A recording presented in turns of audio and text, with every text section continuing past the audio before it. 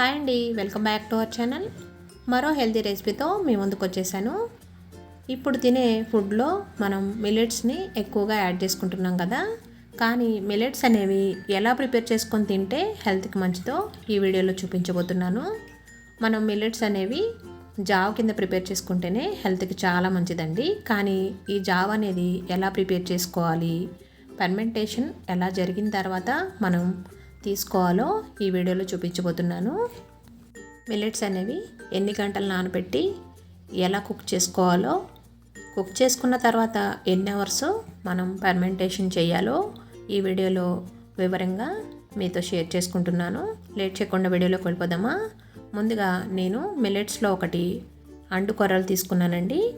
మనం తీసుకున్న ఏ మిల్లెట్స్ అయినా కానీ ఒకటే కలర్లో ఇంచుమించుగా కొంచెమే తేడా ఉంటుందండి.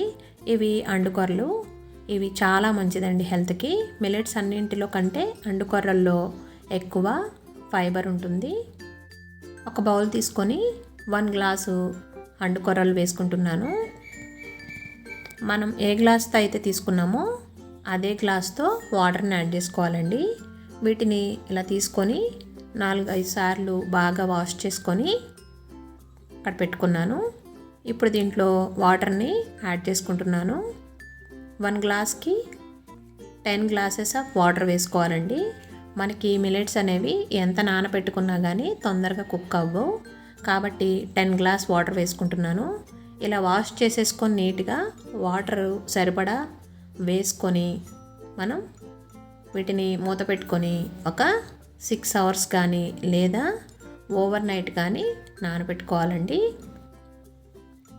నానబెట్టుకున్న తర్వాత వాష్ చేసుకోకూడదు, ముందే వాష్ చేసేసుకొని వాటర్ వేసుకొని ఓవర్ నైట్ నానబెట్టుకున్నాను నేను.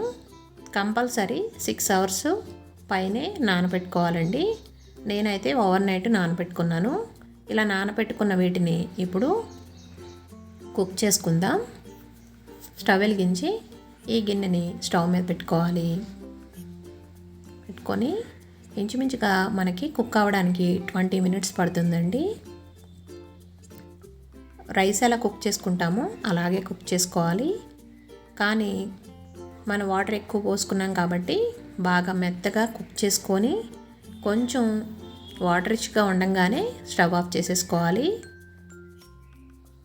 ఈ విధంగా మెత్తగా దీన్ని కుక్ చేసుకొని ఇప్పుడు స్టవ్ ఆఫ్ చేసుకుంటున్నాను నేను. మరి వాటర్ అంతా డ్రై అయ్యే వరకు కుక్ చేసుకోకూడదండి. కొంచెం పలచగా ఉండంగానే కుక్ చేసుకొని స్టవ్ ఆఫ్ చేసేసుకోవాలి. ఈ విధంగా కుక్ అయిన దాన్ని కలుపుకుంటూ బాగా చల్లారి పెట్టుకోవాలి.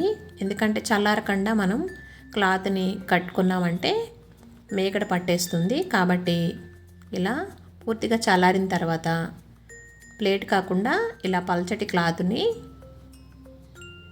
ఇలా కట్టుకోవాలండి. స్టీల్ బౌల్ కంటే మట్టి పాత్ర అయితే ఇంకా బెటర్ అండి. ప్లేట్ కాకుండా ఇలా క్లాత్ని చక్కగా ముడేసేసుకొని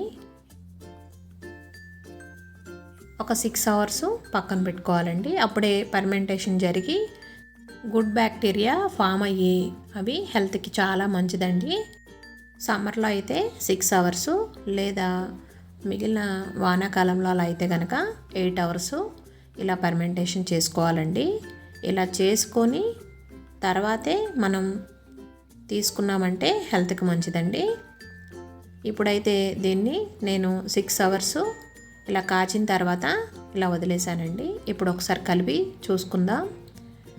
ఇది కొంచెం చిక్కగా ఉంది కదా, మనం డైరెక్ట్ ఇలా అయినా తినేయచ్చు, లేదా ఇలా చిక్కగా తినబుద్ధి కాకపోతే దీంట్లో పాలు కానీ పెరుగు కానీ మజ్జిగ కానీ ఏదైనా మిక్స్ చేసుకొని తీసుకోవచ్చండి. నేనైతే ఇప్పుడు దీంట్లో మజ్జిగని ఎలా కలుపుకోవాలో చూపిస్తున్నాను. మనం ఎంతైతే క్వాంటిటీ అప్పుడు తింటున్నామో దానికి సరిపడా దాన్ని మాత్రమే మజ్జిగని యాడ్ చేసుకోవాలి. మొత్తం అంతా ఒకేసారి యాడ్ చేసుకొని తినకూడదండి. ఎంతైతే తినగలమో అంత దాంట్లోనే కలుపుకొని అప్పటికప్పుడు మజ్జిగ కలుపుకొని తీసుకోవాలండి. నేనైతే 1 కప్పు ఇలా జావని తీసుకొని దాంట్లో కొద్దిగా మజ్జిగ యాడ్ చేసుకున్నాను. కొంచెం సాల్ట్ కూడా వేసుకుంటున్నాను. ఇలా కలుపుకొని మొత్తం బాగా మిక్స్ అయ్యేటట్టు కలుపుకుంటున్నాను.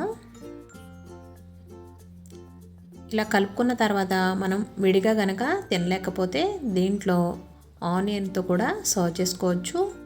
నేనైతే ఆనియన్ మిర్చిని కూడా యాడ్ చేసుకున్నానండి. ఇలా ఆనియన్ మిర్చితో కనుక సర్వ్ చేసుకున్నామంటే టేస్ట్ చాలా బాగుంటుంది.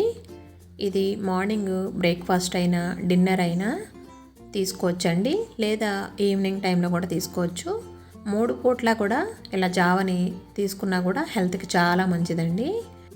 మిల్లెట్స్తో అంబలి మీకు కూడా నచ్చినట్లయితే మీరు కూడా ట్రై చేయండి. ఎలా వచ్చిందో నాకు కామెంట్ సెక్షన్లో కామెంట్ పెట్టండి. వీడియో నచ్చితే తప్పకుండా లైక్ చేయండి. మన ఛానల్ ఫస్ట్ టైం చూస్తున్నట్లయితే సబ్స్క్రైబ్ చేసుకోండి. Thanks for watching.